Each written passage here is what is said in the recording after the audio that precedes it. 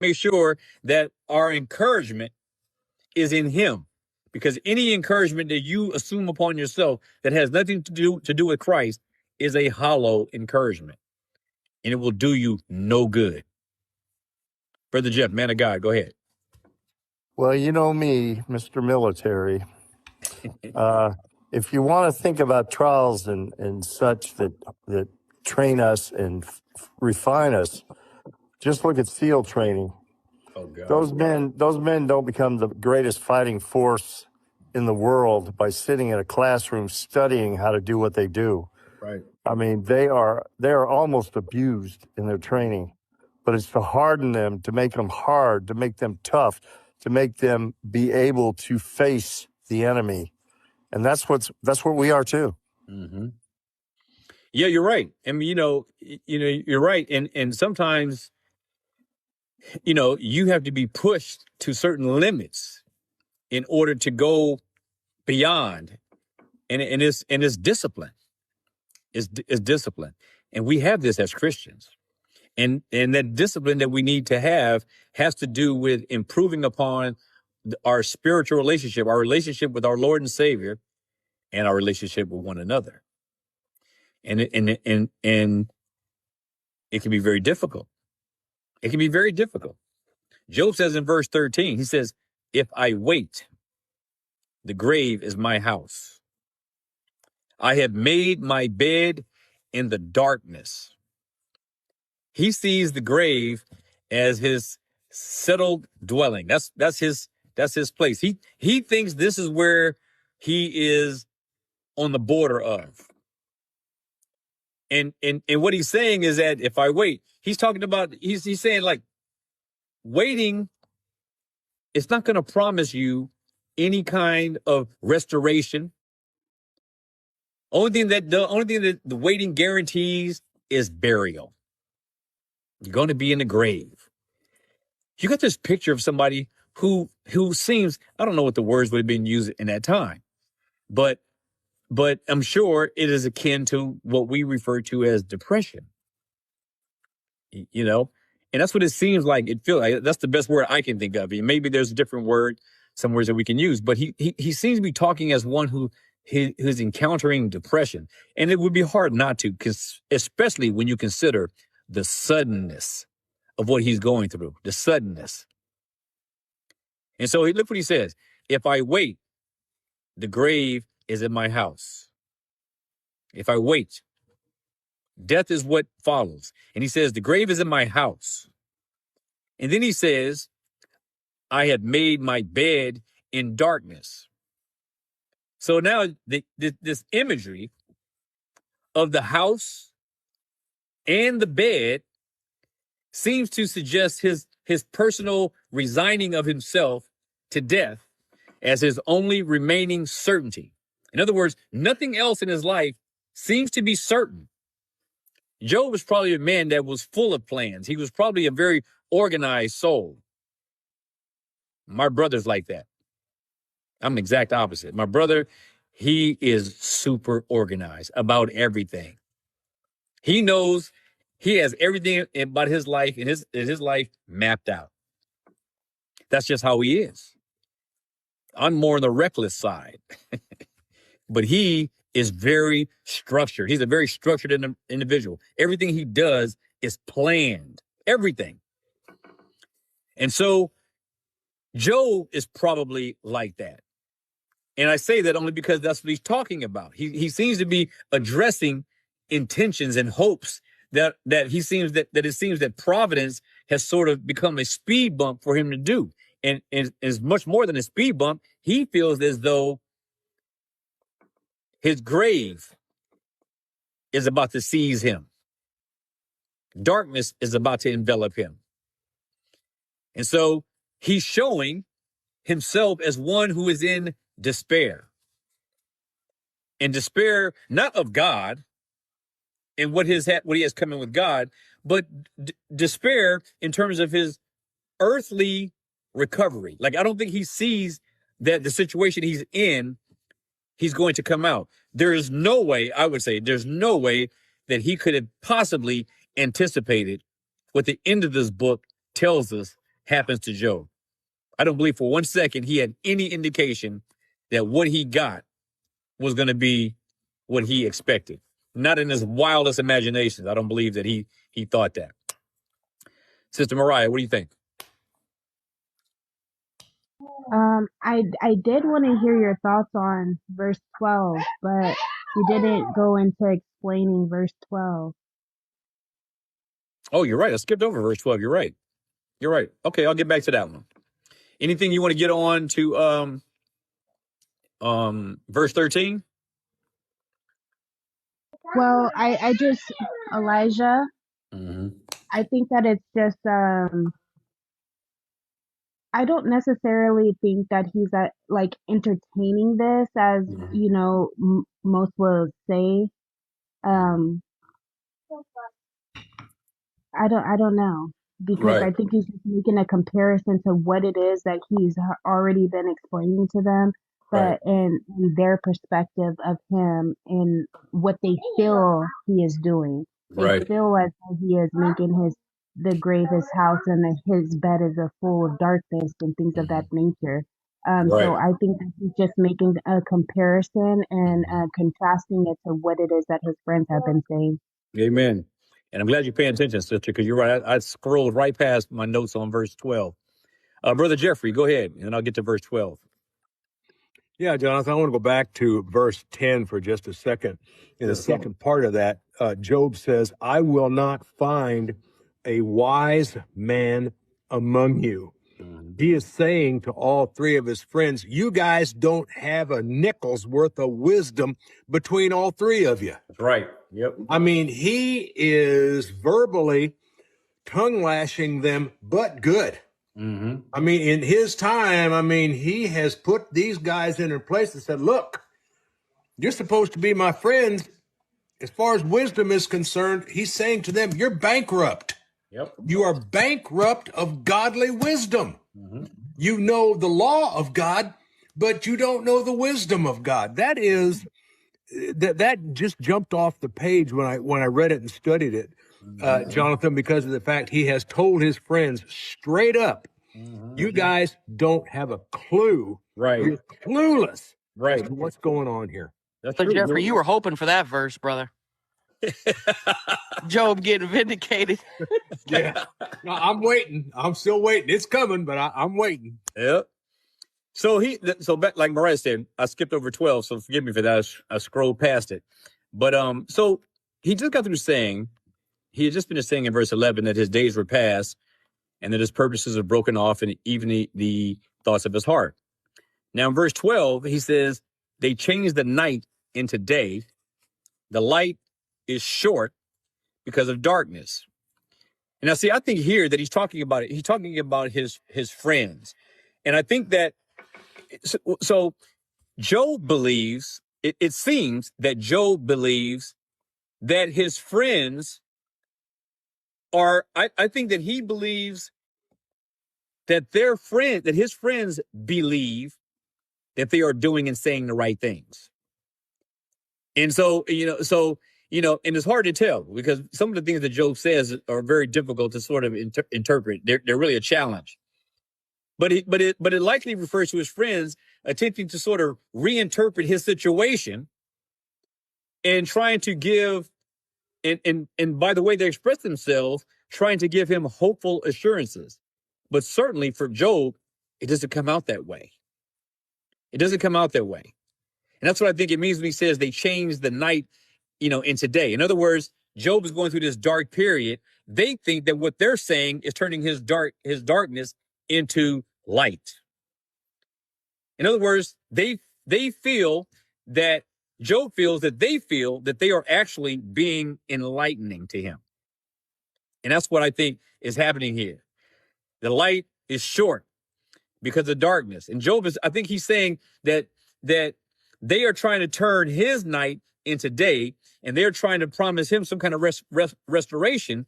But the problem that they have been having, as we have always been discussing, is that they have been misapplying it. They have been weaponizing their words, and they've been weaponizing God's truth against Job in a fashion that is inappropriate. In other words, it wasn't applied to Job in the sense that they were using it. But I think that Job is, what it sounds to me is that he is saying that they think they're helping, but they're not. And I'm sure many of us have had these kind of circumstances. But I'm curious to hear what some of you might think about this. Sister Meg, what do you think about it? Stepped away for a moment. One moment, you ask me a question. I'll come back to you. I'll come back to you. Brother Pat, what do you think? Verse 12. They changed the night into day. The light is short because of darkness.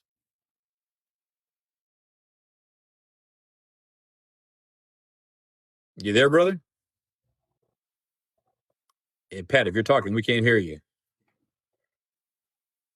Sister Elect Nav, do you have an idea? What's your thoughts on Job 17, verse 12? Okay, my understanding of it is that, he know when you are living a righteous life, you yourself, you're living a righteous life. Mm-hmm. I feel like it came a time in his life, and when you're living that righteous life for God and you're doing everything to please God, somehow in the back of our head, we just believe that nothing bad can happen to us. Mm-hmm. Nothing. But in Job 17:12, you have your scriptures with you? Yes, I have it with me here. So what do you think about Job 17, verse 12? So I think that Job was saying that his night, they have turned his night into day, because night represents darkness and day represent light. Because if you see the verse that follows, he said light was shortened because of darkness.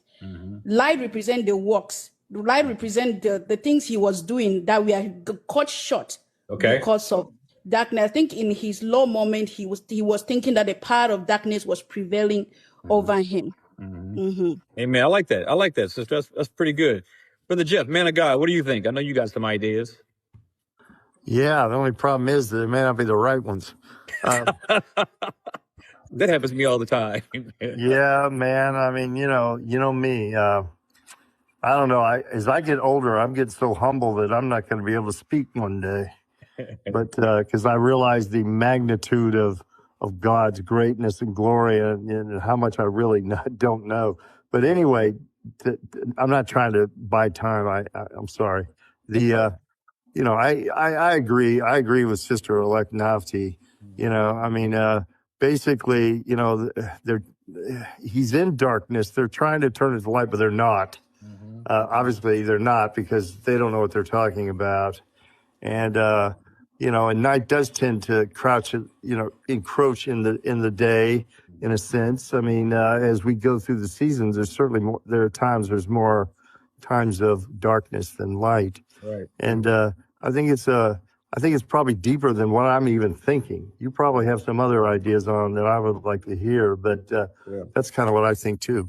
No, I think he's definitely talking to his friends. He says they. He goes, they changed night into day.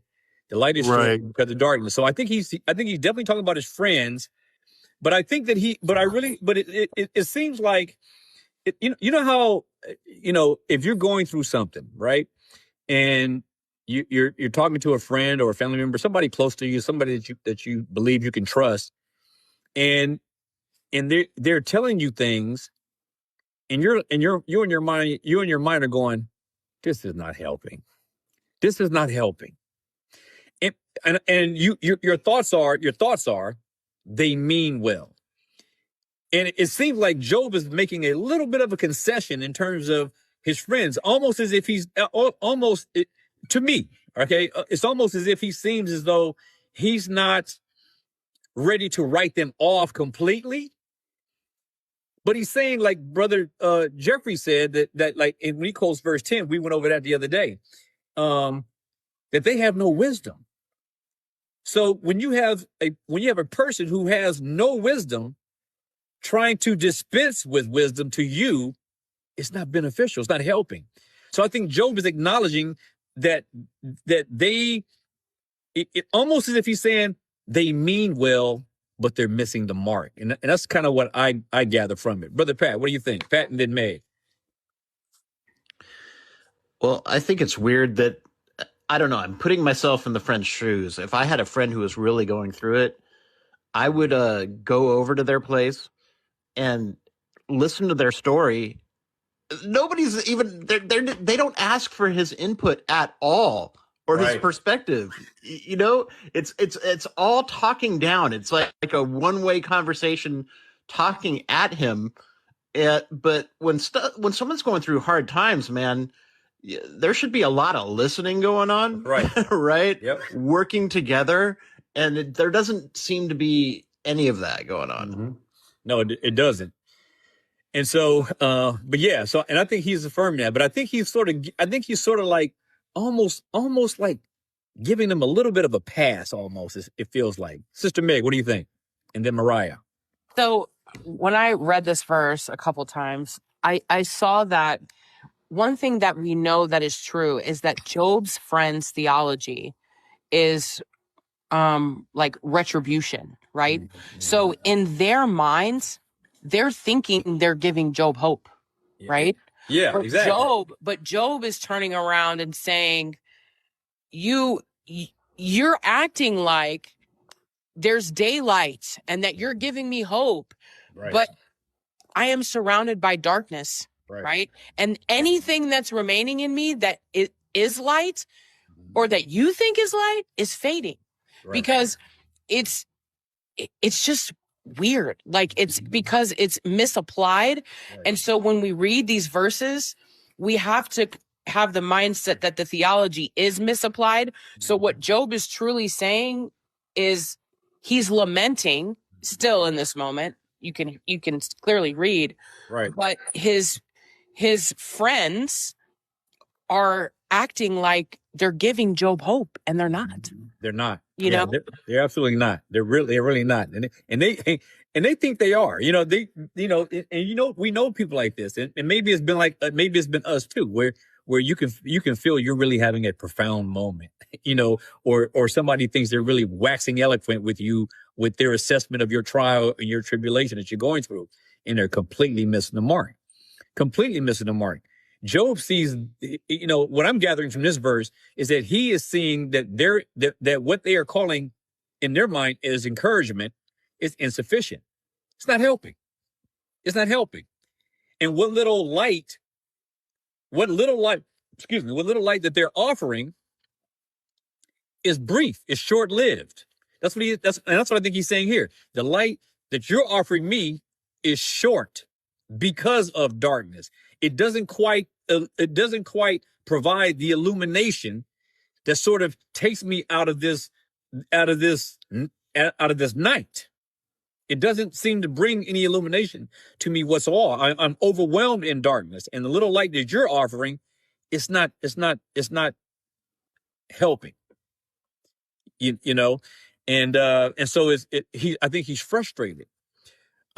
Sister Mariah, go ahead. Now, it kind of reminds me of the sovereignty of God. And that's because he says that they changed the night into day. And the whole entire thing that his friends have been doing is putting sin into the equation above and over God. Right. And what they should have been doing is putting the light before the darkness and figuring out where that is, because he goes on to say, you know, if I say to correction, you are my father. Well, we know that he wouldn't, because we know that he believes God is his father, you know? Where is his hope then? His hope is in God, while their hope is in whatever traditions of man and the sins of the world. And that's what their focus and their wisdom comes from, is that that surface level understanding, rather than it being the day that is, or the light of God being overall more powerful. Right. So that's just what it made me think of. No, I think that's interesting. I think that's very interesting. Sister Lisa, what do you think? Well, I was listening to Mariah, and my thinking goes along with that. And mine's a little bit, what came to me is that these men seems to be a black and white issue for them. If Job will only confess his sin, his darkness will turn back to light. They're making it they go back to, they make the night into day, saying the light is near. If you'll only, confess, Job, the darkness will end for you. And it's like, again, that's not what's going on here. As Mariah said, we know that it's God's sovereignty and he doesn't know what's going on, but it just made me think of, what they think is just such a simplified version. Do this and this will be the outcome. That's you won't perfect. do it. And no, that's absolutely, I think that is exactly the case. And that really improves my thoughts. It really does. Because the problem is their premise is wrong. And because their premise is wrong, they're not really bringing any light to the situation. Their premise is that you are in darkness because of sin. But he was not in any sin. That wasn't the situation. And Job was fully convinced of that in his own heart. And we know that that is true. And yet they keep making that the issue. And their assumption is that if you listen to us and how we evaluate your situation, then your darkness will give way to light. So I agree 100% with what you and Mariah are saying there. Brother Jeff, man of God, go ahead. Just a small point. It just occurred to me as I was listening to Sister Lisa and Sister Mariah, is that this book would have been a lot shorter if, remember when Job, before they got there, Job was saying, why should I curse God? Naked I came from the womb, naked I return, blessed be the name, all that. If they had just heard that and sat down and they all started praying for God's, praying to God like we do when something bad happens. Lord, we don't understand it, but we understand that you're good and you're sovereign and that this will work out for your glory. Right. Instead of sitting there throwing accusations, this book would have been a lot shorter. Right. That's all I had to add. No, I was thinking something as you were saying about the book, the size of it. I get the impression that, when you have a book like Job, as long as it is, and also like the Psalms, there's probably a good reason why these books are so long. There's a thing that I talk about a lot with folks, and that's frequency. When you hear something enough, it really settles in. And I think that the repetition of what we are understanding Job to be going through in his suffering is good for us all. Because I don't think, I personally am 100% convinced that I will never look at suffering again the way I will after we get done with this book. Well, I agree with you, brother, because the thing is, I'm sorry to jump back in. I just wanted to tell you that I'm in total agreement with you, and I'm not suggesting that I wish the book were short. Right. Psalms is very precious to me, and Psalm 119 you can spend days and days in. Yep. And but the thing is, you're exactly right. The way you teach somebody is you repeat it again and again until they get it. Yep. And I think in this particular case, that this whole thing has always been a bone of contention. Why do good people suffer? Right. Why does God let good people suffer? And this book, if somebody says it to me, I said, read the book of Job. Yep.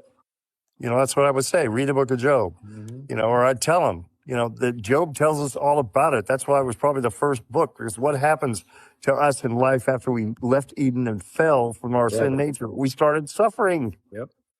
That's interesting, brother. And I'll tell you something, because I really mean it when I say this. Like as many times as I read this book, and I'm sure you have probably more so than me, I'll never look at it again the same. I don't see myself ever being able to look at any suffering and not think about what we've heard these men talk about. I think that it has, it has made a significant and a profound impact on me going through this study and taking the time to go through all these verses, and try to have an adequate answer for them or an interpretation of them to set before all of you so that you can do the same thing. And I think that I'm sure we all feel the same way. I will never look at it again the same way. I'll never be able to just have a cursory overview when I read the scriptures of Job anymore, which should be the way we look at everything. But I never saw this book quite like I have doing this particular study. So it's a blessing. Brother Jeffrey, courage and servant. Jonathan, I have to admit, and I want to share this thought with you and the panel. As we're going through this book, I have to admit and confess, Jonathan, I have learned more from the mistakes and the foolishness of Job's three friends than I have from what we've studied about Job's suffering. Yes, we've studied his suffering. We're knowing the depth of it. Right. But at the same time, we're also seeing how his three friends, if we want to call them that, have totally, completely missed the mark. They have rushed to judgment. And my question to you, Jonathan, my brother, and everyone else, how many times are we guilty of that? I have to come on here and tell you all tonight, I got both of my hands up in the air because I'm guilty as charged. Yeah. I have rushed to judgment in a lot of things, a lot of times, and people in my life. I've had to go back, eat my words, apologize, and set things right. Oh, man. And again, our old buddy, at the end of every night, Jonathan, what do we always say? And don't be a Bildad. If we looked at section 18 or chapter 18, he's getting ready to open his mouth and some more stupidity getting ready to come out. Yep. So the lesson here for me, not only for Job, and what we've learned from Job, is the fact, don't be in such a big hurry when something goes horrifically wrong in someone's life to judge them and say, oh, you need to do this or stop doing that. No. It has, through 17 chapters, my brother, it has not occurred to any of these men that God is up to something other than what they think has happened in Job's life. That's right. So we need to be careful not to rush to judgment because, like I said, I'm guilty of it. I don't know about the rest of you. I'm guilty. I'm sure every one of us has felt that to some degrees. I know that I have, and I believe that me being the person I am, it would be easy to fall into that trap. And so you really have to, when we deal with a brother or sister, for instance, that are struggling, that we really have to be measured. See, because most of us have a tendency to want to just talk and speak for the sake of doing it. And without contemplating our words and without contemplating how our words might impact or affect the other person. And I think that it is rare for somebody to sit back for a second and go, let me, before I respond, I'm talking about as you are looking into yourself before you speak, and go, how would I like to hear this? How would I like, if I'm in this person's shoes, how would I like to take it? How would I want them to give it to me? And then to be able to process all of this in a meaningful way where you can roll it out in a very measured approach and try to bring comfort to a person. And if you start with this from the standpoint that we're to love our brothers and sisters in Christ, number one, that we're to love all people, number two, and that we are to seek to bring comfort first and foremost. And it can be difficult. Now, I'm talking about people who are in affliction, going through afflictions, and need that kind of comfort. I'm not talking about that person that's coming to you and telling you that, Christ didn't really resurrect from the dead and that he's not the Messiah and that he's not the Son of God. I'm not talking about those people. They get what they get from us. But I'm talking about those who are in a position like Job, a brother or sister, who just happen to be going through a hard time. So it can be difficult. And I think that, Jeff, what you're saying is right, that it is very easy to slip into a judgment mode. And just to be heard, just to be saying something that we think is profound, just to be trying out some new perspective on doctrine or something that we just learned that we want to try to lord over somebody. But putting their person's comfort first And learning to, like a few people in the comments were saying, learning how to listen. It can be difficult. It's difficult for me. It's difficult for all of us because we want to get our words in but what we need to do is practice being able to put as much real, good, useful content into the least amount of words. And this is what is hard for people to do. This is really difficult. And to be honest with you, it takes work to be able to be succinct.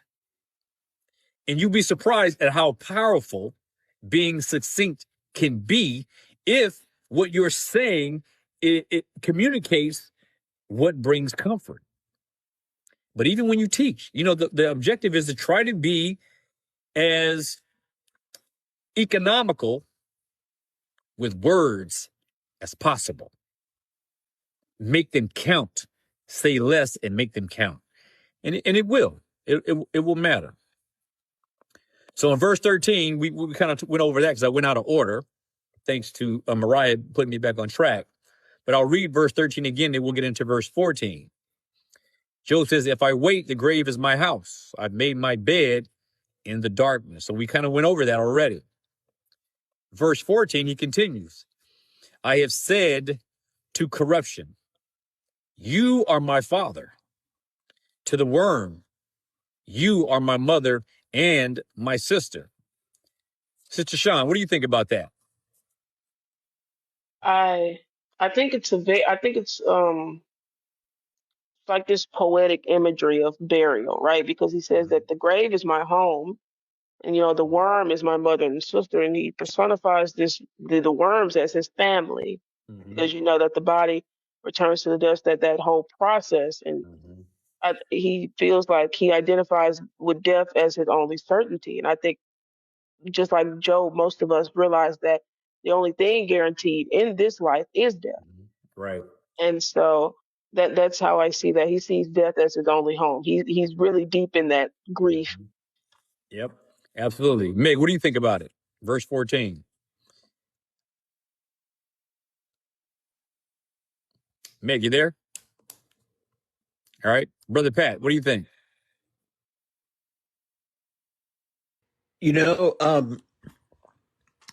My flesh does not like hearing what I just hear. It's so funny how, as a human being, when somebody says something like the only day that's guaranteed, the only thing that's guaranteed in this life is death, and shivers went up my spine. Isn't it interesting how that reality, that's a tough pill to swallow. It is. And I think the sister is right on. He's almost feeling resigned to, this is my fate. He doesn't understand, but this is, right. Life used to be my family, and now I'm in the dirt and with the worms. Yep. Yeah, you're right, brother. And I think what Sean said is makes sense. Like, she talks about how he's speaking sort of in this poetic way. And I think that he's speaking in a sense like, here's how I look at it. Because I do think this is very strong figurative language that I think he's using, which is relevant because he's talking about something real. He's talking about something real. He's speaking about himself nearing corruption, being, turning, decaying. That's what he sees himself as doing. But notice what I find interesting here is that he says, I have said to corruption. So I don't know if his friends are hearing this. I suppose they are. I don't know, but I think they are hearing this. But he says, I have said to corruption, you are my father. And to the worm, you are my mother and my sister. And so what I think Job is saying is a slap in the face to his friends. Because he's saying, you guys should have come here with the goal to help, to comfort me, to help me wade through this dark time. My family is all gone. My wife has turned on me. My children have all passed. And so he's telling his friends, so you were all that I had left. And now you come here and condemn me with these false accusations, and you are not bringing any light to my darkness. So now Job is saying, so now I don't even have you. So now what he's saying is, my best and closest relationships that I find to be akin to my father and mother or sister is corruption.